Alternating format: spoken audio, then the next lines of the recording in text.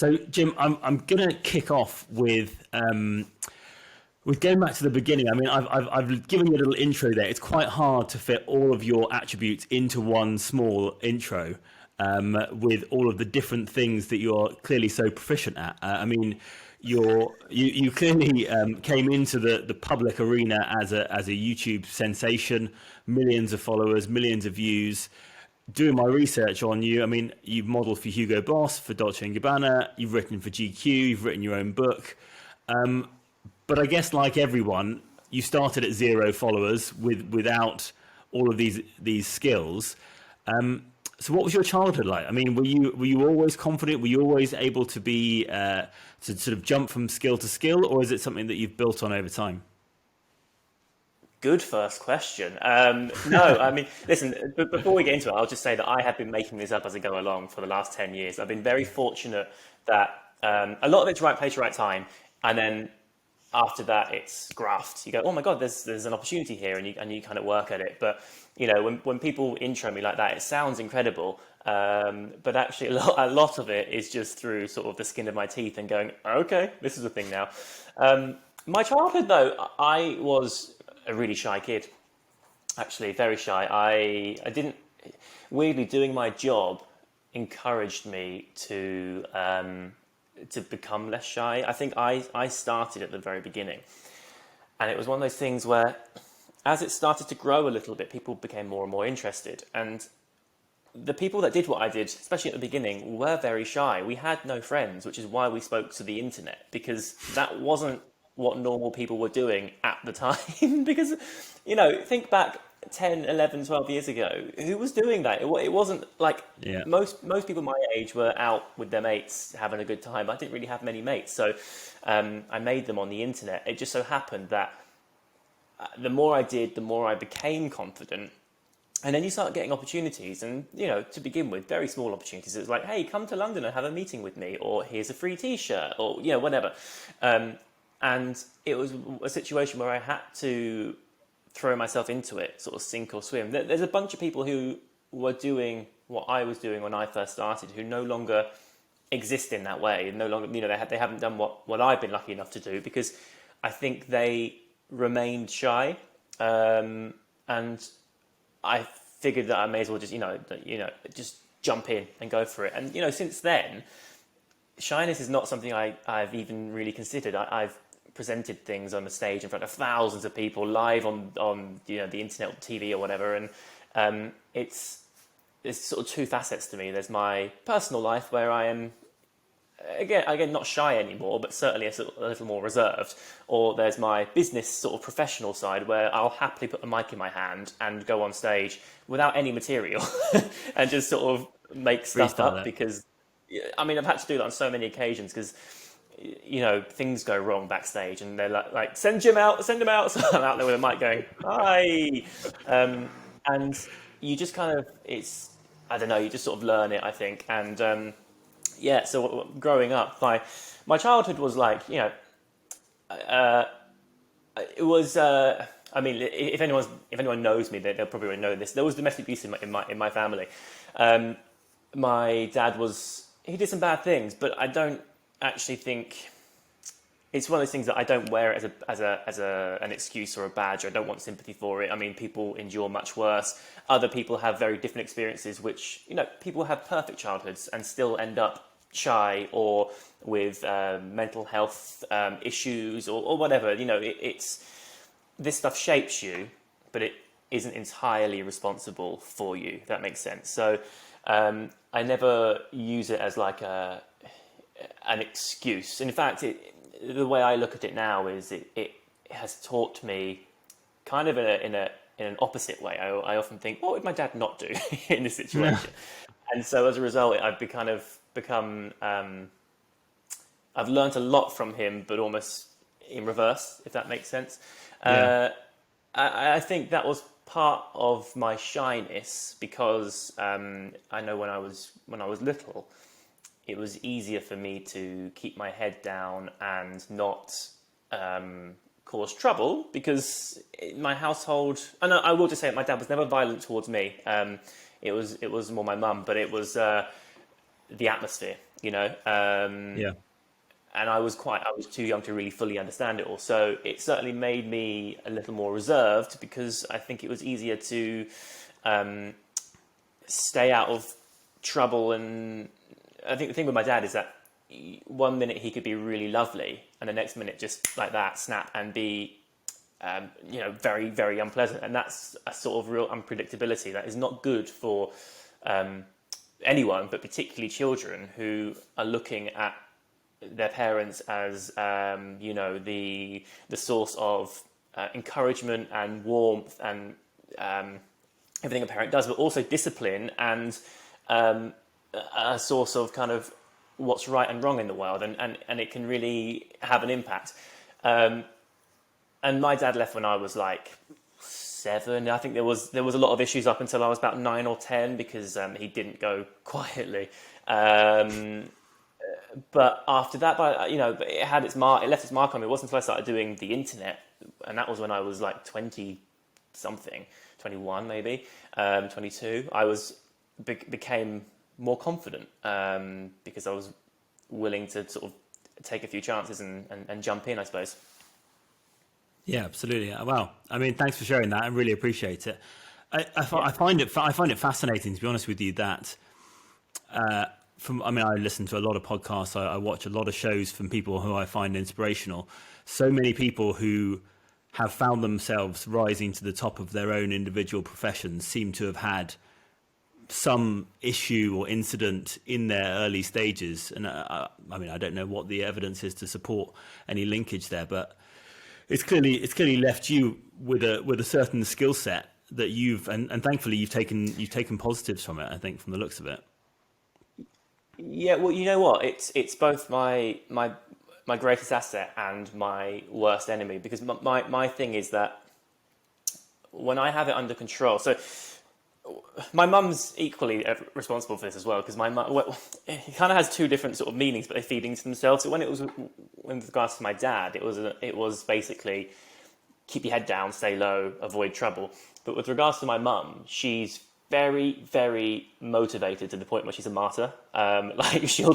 She's the most wonderful, caring woman in the world. But if she's got a job to be done, it's done there and then, and she won't have any sort of lollygagging or any of that stuff. She's just like, nope, got to do it, and she goes off and does it. And that's something that I have in me as well. So It's both my greatest strength, because those two things combined keep me focused and driven, and that's what makes me take advantage of opportunities. Also, because when my dad left, suddenly we had no money, we had no nowhere to live. We had to move in with my mum's best friend for a while, and then my nan sort of loaned us. She bought our house that we were living in. It was tiny, and we didn't have much. So opportunities for me are like, oh great, I'm doing it, but also I kind of need to do it, because if I'm not moving forward, that's really uncomfortable for me. I don't like just sort of existing, and that's comes from both my mum sort of encouraging me. Well, not encouraging me, but that's the way she operates. She's constantly stressed, constantly sort of waiting for the next thing to do. But also the idea that my dad was unpredictable. It was easier for me just to get on with stuff and keep my head down and be quite self-sufficient. So I think it works really well in my favor, but it gets really out of hand sometimes, and I have really tough moments where I don't talk to anyone, even Sarah, my fiance, because I'm too busy stressing about what I have to do next, or I can't sit still. I'm always doing something, and that's good, because it's constantly, it's got me to where I am, because I get to explore the world when the world's not on fire, and I get to do incredible things for my job. But equally, I don't sometimes get to enjoy it and pick my head up and go, Jesus Christ, I just did a thing. That was amazing, because it's only recently, actually, as I'm getting a bit older, and I think COVID has taught me this. You don't always have to be constantly going. We've all been kind of on this enforced inactivity for a while, and I found myself scrolling through my camera roll, looking at old photos, and going, "Oh my God, I forgot that I did that. I walked for Dolce & Gabbana, or I hosted this thing for that brand in Shanghai, and it was huge, and it was all me with the mic doing the thing, and I've interviewed every A-lister you can think of, and I don't think of that until I look back at it and go, wow, give yourself some credit, Jim, that's really cool, because I'm too busy thinking about the next thing and worrying about what where it's all going to go. So yeah, it's great, but it's also kind of overwhelming sometimes. I think if it wasn't for the way my mind works, I wouldn't be at the level I'm at now. But I also probably would enjoy being at the level I would otherwise achieve much more. Yeah. No, I mean, it's literally like me talking. Like I have exactly the same thought process in my own head. I've talked to Right. Megan, my wife, about it. And she's like, so you don't need to always be looking to the next thing. You don't need to be looking for the next project. You don't need to be the best at everything. You don't need to have the best of everything. Yeah. And I do think there is an element of just progression for the sake of progression. And sometimes you need to, Right. as I completely agree, COVID has done, enforce a pause and allow you to actually look around and look at how lucky you are and how grateful you should be for where you are currently. But I mean, what's your 100%.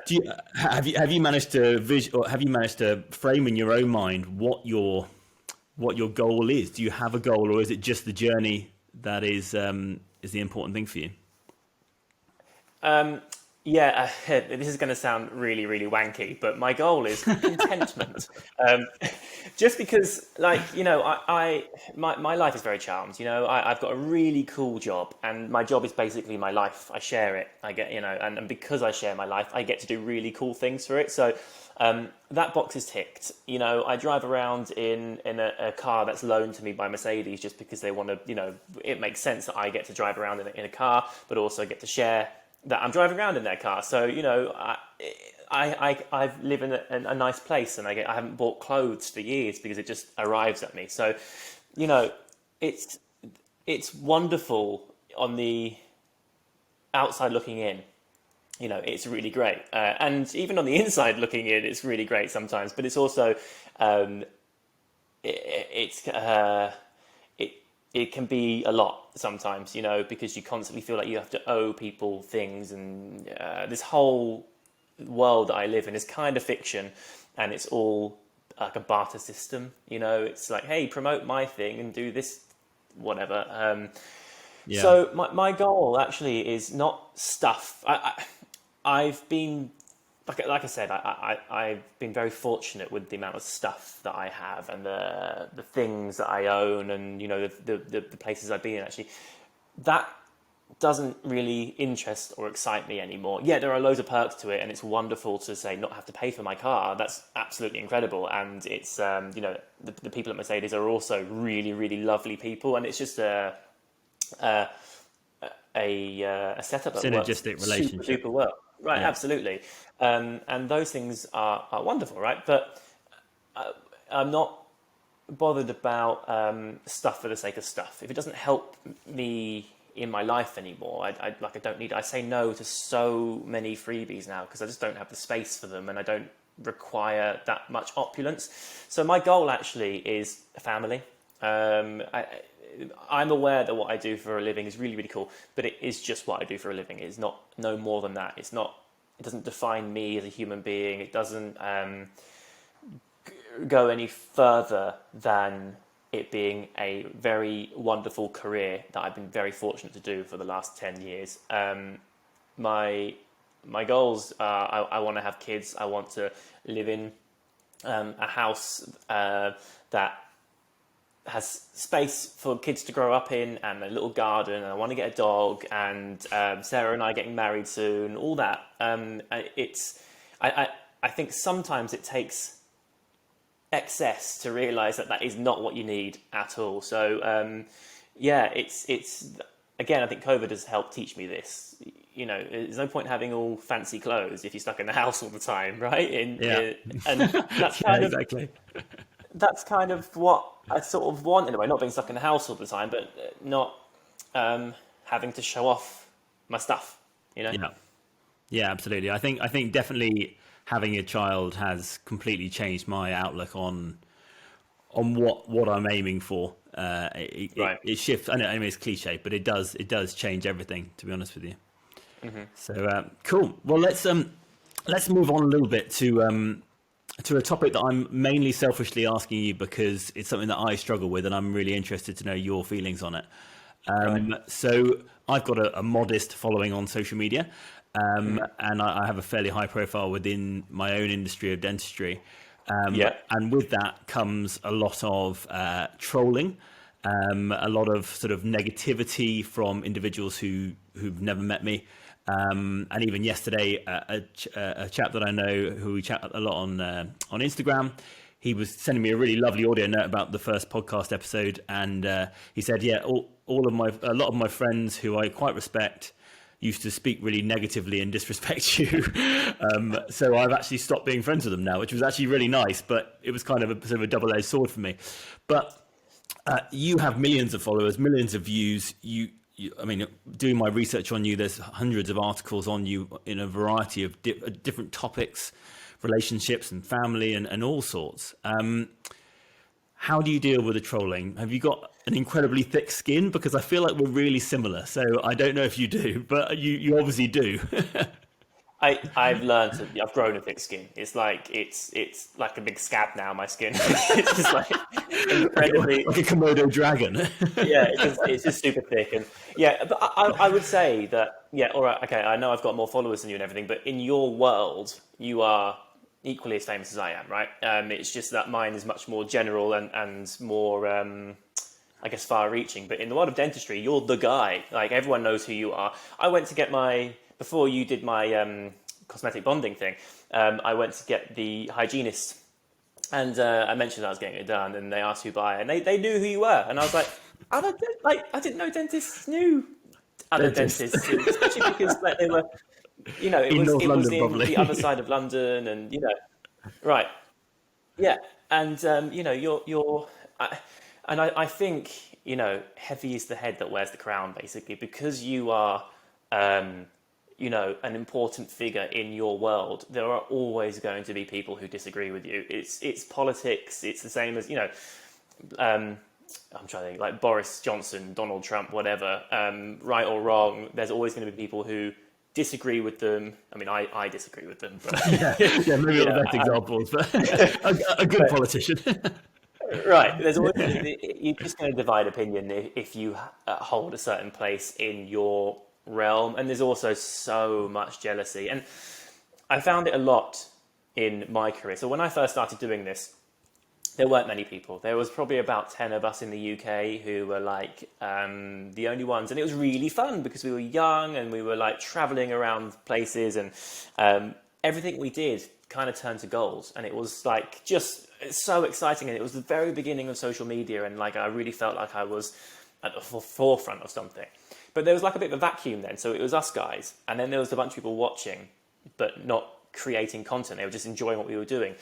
Suddenly, there was a massive influx of influencers because they're like, wait, I see Jim and all of his friends just living their lives, and they've got a camera and they just upload things to the internet. I could do that. And the fact is, anyone can do it. Absolutely anyone can do it. That's the joy of doing this. It's open to anyone. And unlike, say, TV or traditional media where you need to impress, the right people in order to get on screen, our audience are the casting directors. They pick who is successful just by watching them, because the more views they get, the more they appear in the algorithm, etc. And so suddenly there was an influx of these new influencers. And with that came people doing it for the wrong reasons, I believe. Because, like I say, when we first started doing it, it was just like, oh my God, we weren't expecting this. This is fun. Let's run with it. Yeah. But then there was people who came on board who were like, oh, I see that Jim is now getting flown to LA, or he's doing this thing with those people, and I want to work with this brand, and he looks like he's earning good money now. I want some of that. So suddenly there were people doing it for fame and fortune. Which, if that's your goal, great. It's not for me to tell people that they're doing things right or wrong. I just think that wasn't the impetus behind me and some of my friends when we started. But along with that came lots of hate as well, because as it suddenly gets more saturated, there are more opinions to be had, and it becomes slightly more mainstream. It was just less underground then. Like social media is now not in its infancy anymore, and people suddenly, from just supporting you for having loads of fun, we're like, wait a minute, now this is your job. Like, when it becomes monetized, I think there's an element of jealousy, but also an element of the audience policing you. And I think they should police you because, we're fortunate enough to be put in a situation in the first place where this becomes our career. We can't then lose sight of who we are and take it for granted and get carried away by the money that's thrown at you. And that's part of the reason I think I've been doing this for so long, because I've always had a pretty good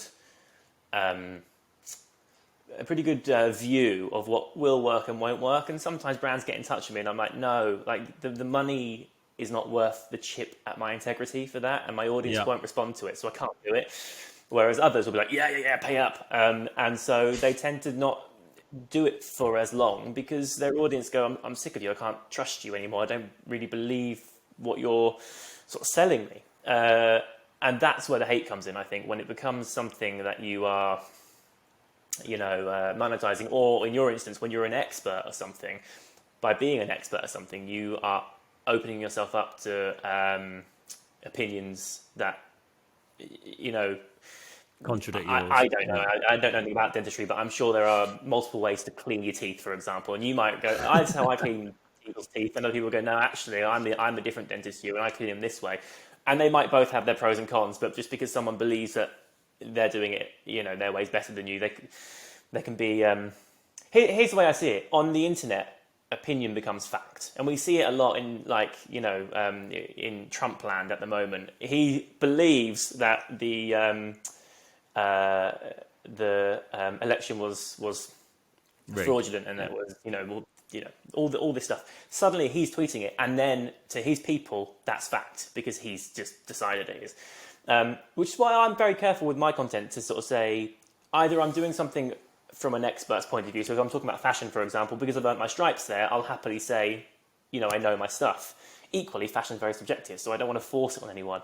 If, however, I'm baking in my kitchen, I can't bake. So the whole point is that's the adventure. I'm never going to tell someone how to bake a cake. I'm going to go, here's me having a go at baking a cake. If you like watching me struggle in the kitchen, enjoy. And I think when people suddenly express an opinion on the internet, it becomes factual. And there's so much stuff that if I scroll through my Instagram, I see things all the time. I'm like, that just isn't right. It's factually incorrect, but because you've said it that way, people now think it's right, and that's just that's what people believe. I imagine you have to let a lot of those comments go. So many. The other day I responded to one. Typically I don't, because I just don't. It doesn't bother me. But I responded to one the other day. It's a mask one. Yeah, and it really wound me up. I was wearing my mask outside, and someone was like, "Oh my God, you're brainwashed." It's really not like Jim. It's really not like Jim to snap at someone like that. It just drove me nuts because I haven't seen my family for nearly a year now, and nor has anyone else, because we're all in this bloody pandemic together. I was wearing my mask outside on the street because I'm trying to be as careful as possible. And Sarah and I were going for our walk to get our exercise in, and I posted a picture on my Instagram, and someone was like, "Oh, you're brainwashed. You're wearing your mask outside." And my response was, "Listen, if I'm wearing my mask outside and it does nothing, then hello." Sorry. It's all right. So my response was this. I was like, if I'm wearing my mask outside and it does nothing, then all right, I might have looked a little bit silly, or I might be a little bit uncomfortable. But if it does, in fact, stop me from passing a virus that I might be carrying, or catching a virus that someone else might be carrying, then I potentially saved infecting countless people, right? So what's the risk to me? What's the harm in me wearing a mask? It's the same as like, someone was having a conversation with me recently about racism in football and taking the knee and everything. And they were like, "I don't need to take the knee, so I'm not going to." I'm like, yeah, but it's not about that. Like, you taking a knee is a very small act that requires very little sacrifice from you, literally just bending down. And all you're doing is supporting a movement by doing that. By not doing that, just because you don't want to expend those extra 2 calories it takes to bend down, you're sort of doing the opposite. And, it just makes no sense to me. I just think... I think what it comes down to is like it's people not wanting to be told what to do. That's what it always is with everything. I think it's the same with taking a knee in the football game. It's the same with wearing a mask. People just don't like being told what to do, even if it's in their best interest or in the best interest of society as a whole. I think. Totally. I mean, general public can be. You're always going to find the outliers who are very vocal about their position, right? Yeah. And I think it's also one of those things where this person will be fed that more and more in their content, because they'll talk about anti-masking, So because that's then in their like their search history, that's what then gets sent to them more. So everything they are then seeing online supports their viewpoint that masks are terrible. So of course they're going to believe that because that's what the internet is constantly giving them. Yeah. And I think just sort of letting them know that I'm choosing to wear a mask on the off chance it might do some good, because it certainly won't do any harm whichever way we cut it. What's the problem? I think was really important to me. So I actually screenshot it and put it on my Instagram stories and was like, why? Just put your bloody mask on, because we're trying to save the bloody planet. And like, there are so many people dying from this. And not only that, like the impact it's having on everyone's mental health. But I don't think we can overemphasize the power of boredom. I think because everyone's doing nothing at the moment, they're stuck in their house in the same four walls. Like, I'm privileged that I've got a bit of a garden and space, but if I was to live in a really small flat, like a high rise or something, and I've only got a couple of windows and I've got kids around me, that's really, really stifling. So the sooner we can get this thing sorted, the sooner people can get some fresh air and do something that's a change. Because I think the power of boredom is massive and really negative. Yeah, absolutely. And I mean, that segues me on quite nicely to a topic that I wanted to speak to you about, which is mental health. It's a topic that is very important to me. I've lectured to dentists in the past about it because it's a problem that's very prevalent in our industry. I've seen that you've been very vocal about your own mental health, and I know you did some work, I think, with Gillette for Movember around mental health as well back in November. So that was really cool. But I mean, mental health, it's obviously a topic that's important to you. Have you struggled with it yourself in the past? How have you managed it? Yeah, it's something that I have no issues talking about, which I think's less rare now, but it wasn't when I first started talking about it. It's never really crossed my mind that it should be a massively taboo subject, because, you know, I go to a fairly dark place sometimes. I've been seeing a therapist for 7 or 8 years, and Really? without her, I don't think I would be. I don't know if I'm maybe exaggerating by saying I don't know if I'd be here anymore. But I was in a very, very bad place, and it, you know, whether I'd be here or not, I would be miserable. I can guarantee you that. Really? And like I said at the beginning, I have to constantly be moving. If ever I feel any sort of stagnance, it really sets me off. And I remember working before doing this, I worked in insurance, I worked in retail. I was just kind of trying to find whatever my calling would be, and I was so low, and I never want to feel that way again. It was just really, truly miserable. And I wondered what the point was, you know, and I was like, why am I here? What do I accomplish? What am I achieving? What is next? Is this just my life now? And you know what? It's different for everyone. Obviously, for me, working in the job I was in, I could see progression, and I knew that I would, before I know it, be a manager. Then I'd be the area manager, and you know, if I just sort of did my time, that would be my path ahead of me. And for a lot of people, that's totally fine. That's what they want. They want that security, and they want that that growth. But for me, because I think my mind works in a slightly different way, and it felt like prison. I was like, I can't just keep doing this. I was very fortunate that I discovered what I do at the time I did, because it had potential. Had it not been for that, I would be doing something else anyway, because I couldn't maintain what I was, the jobs I was doing, because they just weren't the place for me. But it had a massive impact on my mental health. And even now, my job is so varied and so versatile and so like wonderful. I still get it. I have to keep it under control all the time. Like you're never suddenly just cured, you know. But it's I because I've had enough therapy, I'm really good now. Going, okay, I'm recognizing the signs. I need to go easy on myself, or I need to push a little harder here, and I need to sort of twist that, turn this, you know, think slightly differently. And even so, it still gets on top of me, and I still talk to my therapist typically once a month-ish. But if I'm having a slightly tough time, or if something big is happening in my life, then I'll do it once a week or something. Really? Because it's you know, you cannot put a price on the thoughts you think and the impact it has. I'm very fortunate that what I do ended up becoming what it is, but had it not, I would still be doing it because I would still be happier creating content and making stuff as opposed to working in the job that just was not right for me. I have all absolute credit for people who do that sort of job and it satisfies them, because I kind of wish I was one of those people in a way, in that you know what you're getting paid every month, you know what your job is, you know it's structured, it's safe, it's secure, and it sounds wonderful to me.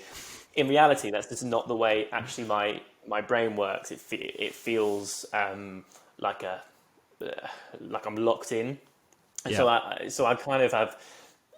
I'm almost not cut out for my job, but I also have to do it. In that, doing my job has no security. It's just luck and opportunities and saying yes to the right things at the right time. The whole way through, and it could all just come crashing down in a heartbeat. But I would still rather take that risk than be in a situation that doesn't fulfill me. I think that's kind of what it's about. It's about fulfillment. And if you are fulfilled by an office job, or if you're fulfilled by being something that I do, or by whatever it is, whatever your passion is, I think that's kind of what it comes down to. And I know that it has absolutely changed my life 100%, and perhaps even saved my life.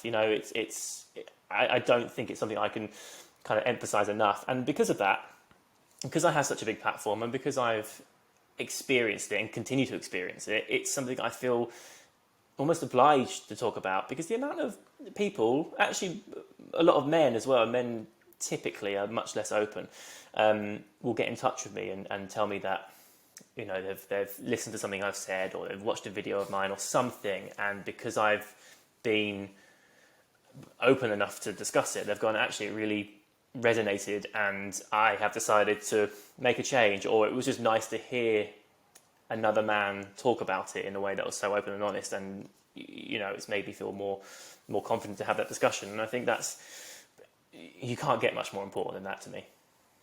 Absolutely. And I think that, to be honest with you, that's one of the main reasons that I started this podcast, and it's one of the main reasons that I've chosen the guests that I have done, because I think for us and for people of our age and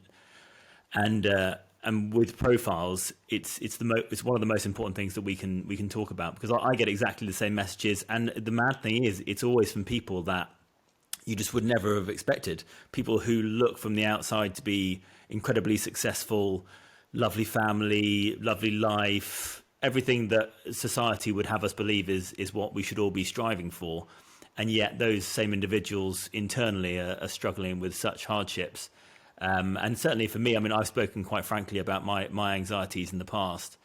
And I'm lucky that it's never got probably quite as severe as from what you're describing. But it's certainly been pretty bad. And I think the more I talk about it, actually, it's almost therapeutic for myself. I'd love to dive in more into the therapy thing, because it's definitely something that I've thought about in the past, not because I've had like an acute mental health issue, but more because I want to, almost like going to the gym to maintain strength, I want to build that mental strength with an expert, like having a PT.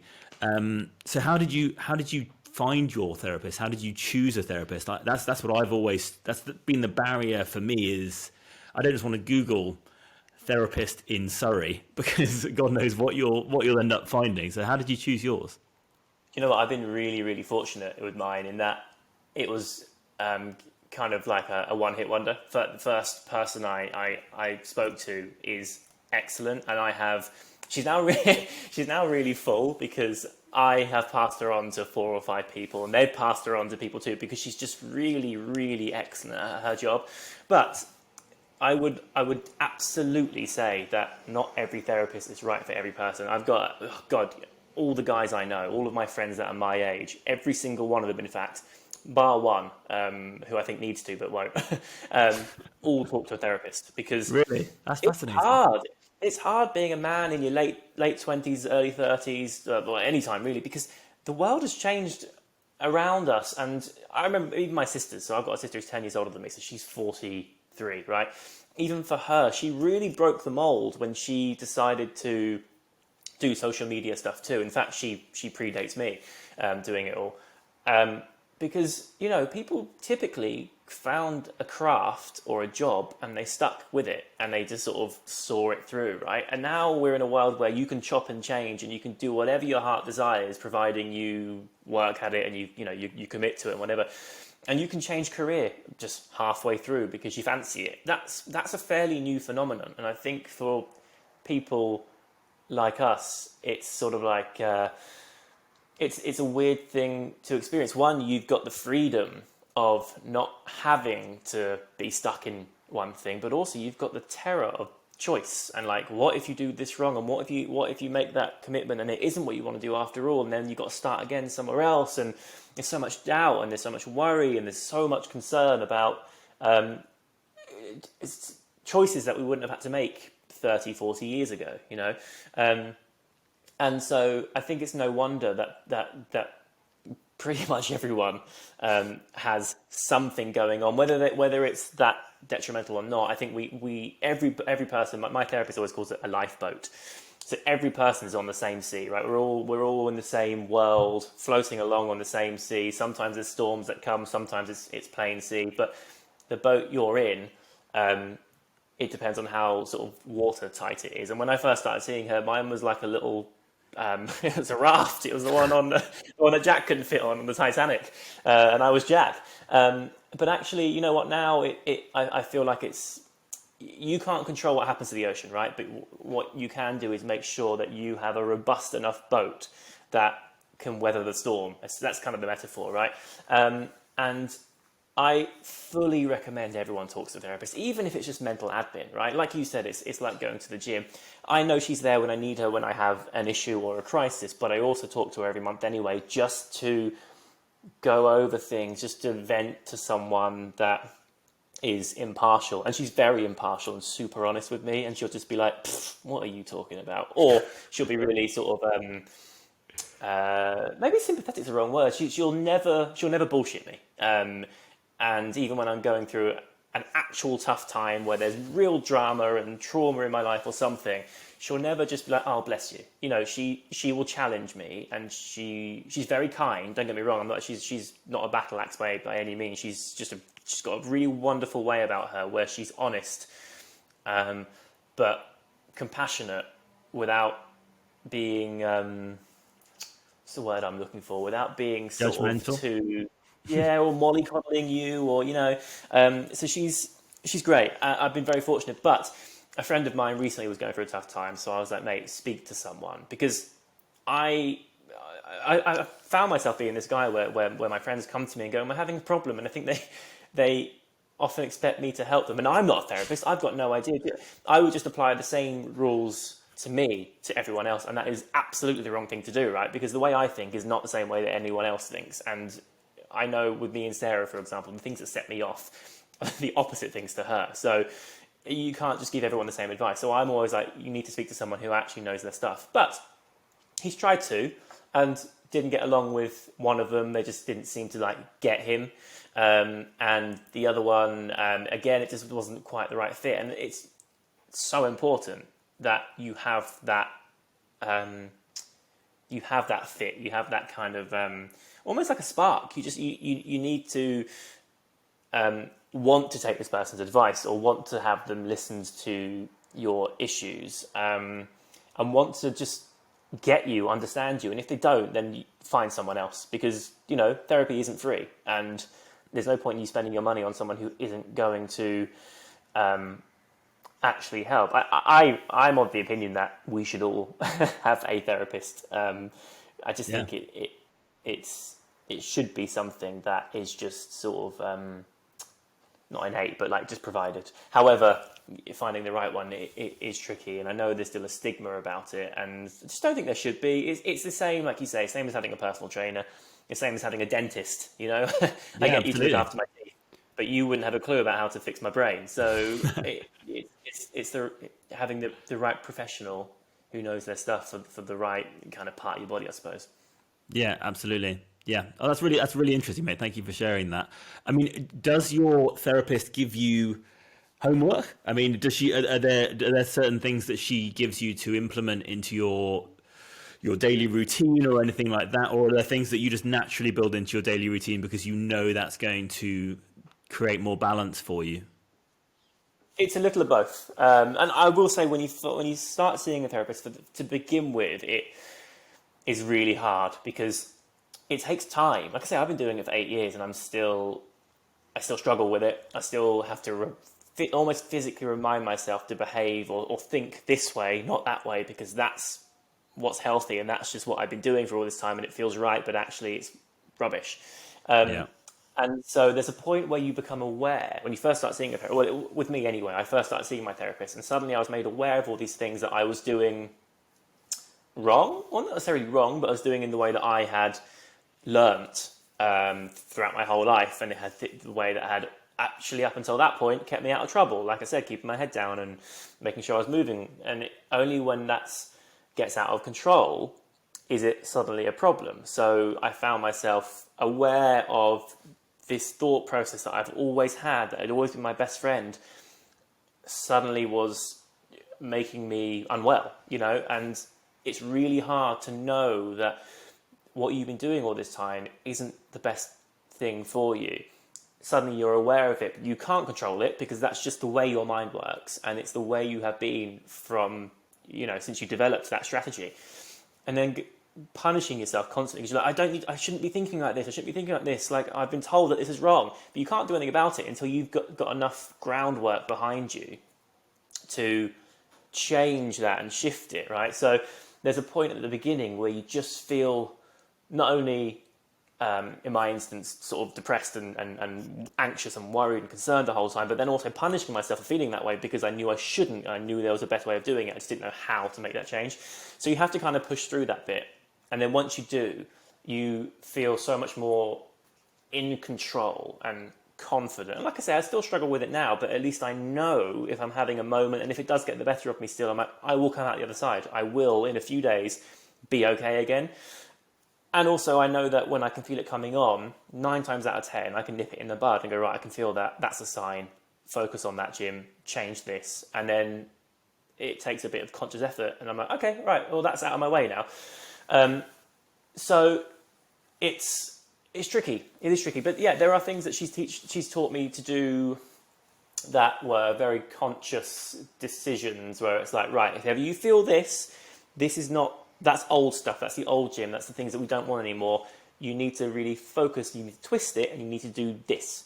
And so that's kind of the conscious element of it. But actually, a lot of it is the more you speak to them, the more it just sort of goes in, the more realizations. And I found the most satisfying thing when I'm speaking to her is when I beat her to the punch. She's telling me something, and I kind of go, oh my God, I know where you're going with this. And I go, that's because of this, isn't it? She's like, yeah, you got it. And that for me is like a moment I'm like, oh my God, I'm fixed. And obviously I'm not. But when you have those sort of revelations, it's so satisfying to almost like beat your brain and go, right, I've got the better of you now. I know how to function and be like happy and good. And I don't constantly have to be this way because I've just told my brain I didn't have to. And it went, oh my God, yeah, that's great. So, it's more mental frameworks than anything. Yeah. And it's work, and it's hard, and it's probably one of the hardest things you'll ever do. But it's so satisfying when you get it right, and it's so like wonderful. When you feel a moment of just pure happiness and zen, you're like, oh God, life's great. And things set you off, and challenges happen, and lockdown at the moment has been a ball ache because I have had mental breakdowns every 5 minutes because constantly like, oh my God, I want to go and see a friend, but I can't. Or, I miss my mum, but I can't go see her. Or I just crave something new to do. So I'm, all of us constantly having things come at us, in every shape and form at the moment. But having a good sort of framework is enough for me to go, I've got this under control. Take a deep breath. You know what you're doing now.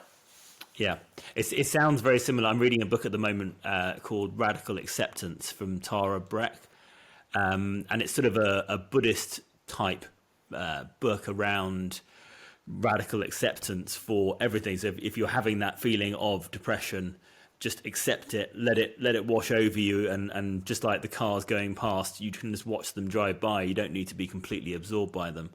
That sort of framework's been really, really powerful for me at the moment, because those big rain clouds keep on coming through, don't they? And if you get wrapped up with them, then it can be quite it can be a downward spiral very quickly, I think. Totally. I think I'm almost like an accidental Buddhist in that I didn't know this. I sound like a name for a book. I think that I do have this sort of acceptance in me. I don't necessarily believe in fate or, all this sort of hocus pocus mumbo jumbo that a lot of people kind of put on things. I mean, it may well exist. I don't believe in it. And I think that's actually really satisfying. One of the best things for me was realizing that I don't matter. And it sounds ridiculous, but hear me out. I do matter to the people. I matter to Sarah. I matter to my family. But my audience, the people who have given me the career, it's very easy to believe that you're the center of the universe, right? Because my job is me. I share myself constantly. I've got all my people commenting about me all the time. It's super easy to believe my own hype. But actually, it occurred to me when I was talking to my therapist that if I were to die tomorrow, there'd be a few of my audience would go, "Oh my God, that's awful. I really, really liked him." And my family and Sarah would be devastated.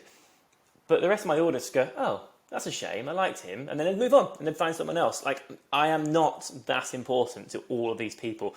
And when you realize that, it's so freeing.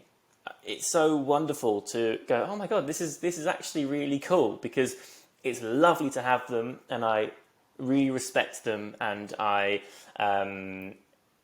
value them. But equally, if I were to stop doing this, just retire tomorrow, they'd all be all right. I'm not that important to them. And It's the same with things like, I'm quite accepting about if ever I have like an interpersonal crisis, like a work problem or an issue with a friend or something. I don't. My last relationship, I ended up getting a divorce. I don't need closure, and I don't need to have the last word, and I don't believe in like karma or fate or any of that. I think people just behave in the way they behave. The world may turn around and it may well come back to bite them, or it may not. It doesn't matter to me, because I'm now free of that situation. And because of that, I've managed to stay friends with people that I otherwise would have not, because I just accept that they're in their lifeboat the same way I'm in mine. They've got their own mental processes. So everyone's going to justify the way they behave, and to them that justification makes sense. And just because it doesn't to me, it doesn't mean I'm right. So I think I have this real way of just almost letting things go and accepting and being all right with stuff. I'm much less all right with my own stuff, but with other people and with the world in general, I don't believe it's geared up in my favor or against me. I think it's just very neutral, and stuff happens. And my nan passed away a couple of weeks ago. She was 95, and it wasn't COVID. It was just an accident. She just fell. And it's heartbreaking because I haven't seen her for so long because of the situation. Yeah. But I don't feel like, woe always me. I don't feel like... Do you know what I actually said to my family when it happened? I called my mum and was like, you know what? She was 95, so it was going to happen sooner or later. And we all knew that. But also, what a way to live, She was fortunate enough that she just went, she didn't feel any pain, anything like that. And she was so well loved by all of her family. She had 6 children, all of which have kids and grandkids and great-grandkids and etc. Everyone adored her, and she knew that, and she gave so much love. And what a way to live, Like, if anything, I just sort of thought, well, she's no longer with us, and it sucks, but people do have to go.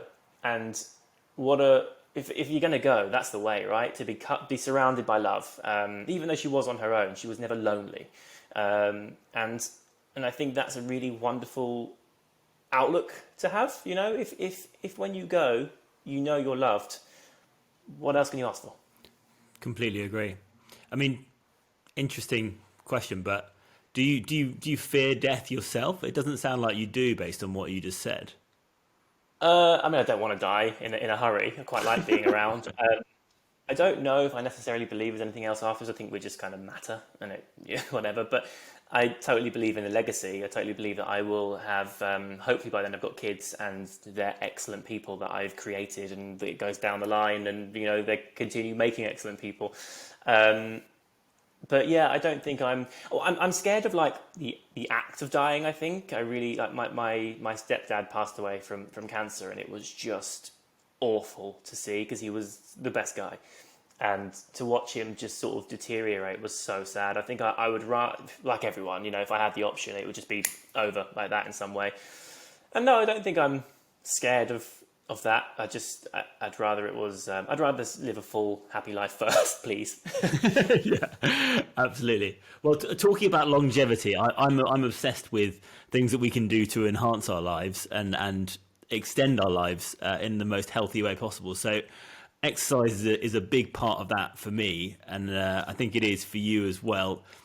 How have you been managing with lockdown? What have you been up to? Have you got a little home gym set up there, or have you let it slip? I let it slip a bit. So first lockdown, we ended up being at Sarah's parents in the Cotswolds. We just happened to be there when lockdown was announced, and we were like, okay, we live here now then. So we lived there for, it must have been 10 weeks or something. And I don't know if you remember then, earlier in the year, the weather was gorgeous. So I took up running, and I hate running. I ran the marathon in like 2016 and did my knee in, and was like, I really don't enjoy it. But sun was out and it was just like nice. So I started running like 16 kilometers just because there's nothing else to do. And I was like, oh my God, I'm a runner now. Who knew? I did like lots of, I'm really into boxing. So I bought a punch bag and I put it in their gardens. Did that when the sun was out, and actually was really into fitness. Came back to London, and it's slightly more oppressive. And then when this lockdown happened, obviously it's December, January, it's January now. So it's cold and miserable. So I kind of got a bit skinny fat. my body very quickly, like I'm naturally really slim. Like my body, I'm 6'3", and if I don't do any workout, I sit at around 78 kilos, which is not heavy. It's quite light for someone my size. And I really struggle to put weight on. But what I do get is quite like fluffy. I think having the body type I have, it's really good to be lean, because I'm never going to be big. So I may as well try and get like ripped. But I just noticed that I get a bit like, ugh. And I just didn't care for a while. I was like, oh, well, whatever. It's locked down. I can't move anyway. So let's just kind of keep piling carbs in. And then my New Year's resolution was to like get back on it. So I have been doing, I'm not so good at home workouts. I feel like I need to be out of my environment to get a good session in. One of the ways I've been doing that is on the Oculus Rift, which is wild. Yeah. It's like it's a thing. And there's a boxing app on it where, there's like a boxing game on it, which is like Guitar Hero. You have to hit the right beats at the right time, but you punch at the right time. And I tell you what, I can burn like 700 calories on that in like 45 minutes. It's really good. Wow. But it does sit on your face, so it's uncomfortable. So I've also been going outside and like skipping in the park. I've got some like a set of weighted skipping ropes, so they go from light to heavy, so it's good to sort of mix things up. And nice. Yeah, I've been doing that. It's really, do you know what brand those are? They're by a brand called Crossrope, but I've got them like 2 or 3 years ago, and a friend of mine just went, "Hey, I want these. Can I get them?" So I sent them a link, and apparently they can't deliver to the UK at the moment because of not COVID, the other one, Brexit. they can't deliver because of all the stuff. So I think they'll get that sorted. But they're brilliant. I've had them for like 2 or 3 years, and you get a light one, like a medium, a slightly heavier, and a heavy one. So it really keeps your workout versatile. And it's like you get an app with it, so you get different workouts. So I was out there yesterday in the park, 45 minutes, burnt 700 calories, just sort of skipping away and watching the world go by. And it's really important, one, for a bit of fresh air, but two, I like that rush of like endorphins you get really change my mood. Yesterday, for example, I had a bit of an anxious day. I spent the day going, oh God, I'm not feeling so good, and I don't know why. It just feels a bit like there's a weight on me. Dragged myself to do a workout, because the thing about it is when you feel that way, you don't want to work out. Everyone's like, oh, just you're feeling a bit low, go do a workout, like it's going to fix everything. And the issue is getting yourself to work out, because I don't feel the energy. I don't feel the need. I don't want to. I want to just curl up. So I dragged myself because I knew that if I didn't, I'd feel shit all day. And actually burnt a bunch of calories, got some fresh air, watched people walking in the park, and managed to at least tolerate the rest of my day after that. So yeah, it's really good. Oh, nice. I'll definitely check those out. How are you tracking? You mentioned your calories that you burn. Are you using an iWatch or a Fitbit or? Yeah, I've got an Apple Watch, which, I mean, you've known me for a while now. I've got a couple of nice watches that I've been handed down over the time through brands that basically couldn't afford to work with me. So I went, hey, I'll give you a watch. So I've got a few really nice watches. I just don't wear them now because the Apple Watch tracks my calories and it tells me how active I've been. It also gives me a challenge to just stand up for at least 1 minute every hour, and it's really good just to keep an eye on how much you're moving. And as much as my other watches are beautiful and sexy pieces of art, they don't function in the same way. And I like knowing what I'm up to, and I like having that feedback. I don't like it buzzing every 5 seconds when I get a text message, though. That really annoys me. You haven't gone to double watching yet, then, like my dad. The thing is, right, here's my problem with it, because if I go to an event, if I go to a black tie thing, then obviously I don't want to wear my iWatch, Apple Watch. I want to wear my nice watch. But if I take my Apple Watch off, what's tracking my calories? What's knowing that I'm standing up? What's knowing, you know what I mean? It doesn't suddenly, that day is only going to have half the data. And I like knowing. You're addicted to the data. I am addicted to the data, yeah. You don't want to know about those calories from the champagne, mate. Oh, that's true. Yeah, that's very true. Cool. Okay. Well, I just one last topic before we wrap up. I've seen certainly when I first met you, you had an electric car, and I've seen recently that one of your New Year's resolutions is to reduce your meat intake, which I'm also working on, struggling with, but working on. And I think you did a bit of work with the WWF around palm oil last year as well. So sustainability seems to be something that is a passion of yours, or something that you think is very important. Where's that come from? Is it something that's growing in importance to you? How are you fitting that into your life? Yeah, I think it's probably the most important issue we face as a species. There's no point in us all fixing our mental health if we've got no planet to live on, because we won't have mental health at all. We won't have built bodies to be in, because we'll all be dead.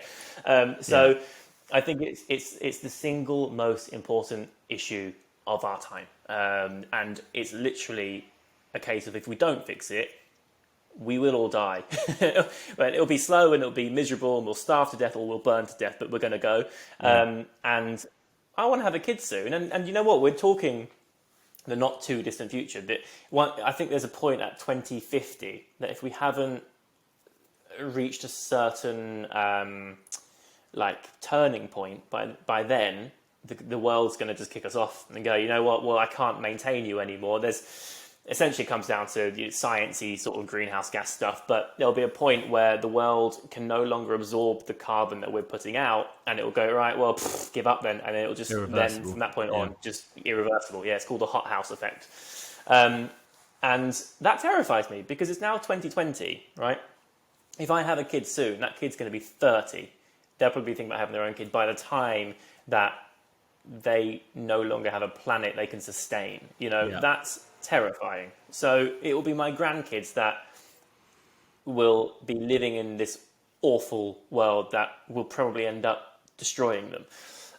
And I don't want that to be what I leave behind. And so it's so important. I mean, listen, I'm not expecting us all to live in tree houses. I'm not kind of expecting us all to go back to our roots and not produce carbon. I travel, I travel all the time. It's when we can travel, it's part of my job, and I love doing it. But I will make sure that I enjoy my existence, but I also give back. So because I know I travel so much, I carbon offset for about 6 people, because I know that my job comes with a fair amount of carbon, and I actually think I carbon offset much more than my expenditure. How much I'd expend. Yeah, even if I were traveling a lot and there wasn't a pandemic, because I can afford to, basically, and what else? What better can you do than make sure the world is still functioning? So yeah, I'm trying to reduce my meat intake, and yeah, like you, I struggle because it's so easy to go, oh, I really want like a burger, and I like it. I'm not gonna not eat meat. I'm just gonna eat less, and I'm gonna be more responsible. Any good switches you found on that topic? Because the thing I really struggle, I tried to go fully vegan, I think, last year. And I love the main thing for me is the quality of the ingredients and like eating whole foods, non-processed foods. And I just found like, what are my options? I've got beans, and that's about it. Like I just ate falafel like 24/7, which has side it also effects of takes its so own. much prep. yeah, totally. And it also takes so much prep. Like being a vegan requires a whole life change for me because you have to constantly think ahead about your meals and you have to prepare things. And that's not really the way I operate. I'm going, oh, I'm hungry now. So I go to the kitchen and I just sort of make something or whatever. That is not, it's a whole mindset shift. And it's something I'm working on, but it's not, it's same as, all the mental health we were talking about. I'm so used to living my life that way. I can't just suddenly change. It takes time and effort, but making more conscious decisions. I also, like you, I'm very conscious of what goes in. I don't want to eat a bunch of mush. I like, when I cook, Texture. typically, I cook. Yeah, when I cook, typically, I cook with full ingredients. Like it's a pepper, because what else can go in a pepper but a pepper? You know what I mean? Yeah. I want to know that my food isn't just processed. That said, there are a bunch of good meat substitutes that are processed, obviously, but they are high in protein. They're actually not too dissimilar to the taste and texture of meat. So I've actually been working with a brand called Naked Glory, and their stuff's really good. They've got burgers which are like beef burger substitutes, and I made one and I could barely tell the difference. Same with their sausages. I haven't tried the full range, but they're the two things I've had, and actually really... Obviously, when they inquired about working with me, I was like, well, send me some stuff and let me try it, because I'm obviously not going to talk about it if I don't like it. But I was really, really pleasantly surprised. So there are plenty of opportunities, and it's getting easier. Like I know supermarkets, restaurants are now feeling the pressure from people going, I don't want to eat meat anymore. What do you have instead? So it's totally getting easier, but it's something that I'm, in general, trying to do, just reduce my carbon footprint. So I don't drive. I walk everywhere unless I'm going out of London, in which case I'll drive. I don't use plastic. I'd rather go thirsty than drink out of a plastic bottle. At the end of the day, I was caught short. Didn't bring my reusable bottle with me, and I was like, I'm really thirsty. And I was like, I'm an hour from home. I can just suck it up and drink it. I'll drink a gallon when I get home. I just didn't want to use that single-use plastic. So it's a. I saw a person today shopping. I was in the supermarket, and a person filled up their basket with like 2-litre bottles, a bunch of them of water, and I was like, "Who are you, and what are you doing? Like, we don't do that anymore. What's wrong with you?" Do you not have a water supply at home? They had a whole basket full. I'm like, just use your bloody tap, you nutcase. So it's something that's I completely agree. I definitely mean, on my mind. water bottle, or single-use water bottle guilt is a real thing for me now. I can't bring myself to buy one. I've always got my trusty bottle next to me, even like if I'm losing them. Me too. But I think it should be an element of guilt in a way, because that's what's going to make the difference. Because if I didn't feel guilt about it, I'd go and drink out of a plastic bottle and not care.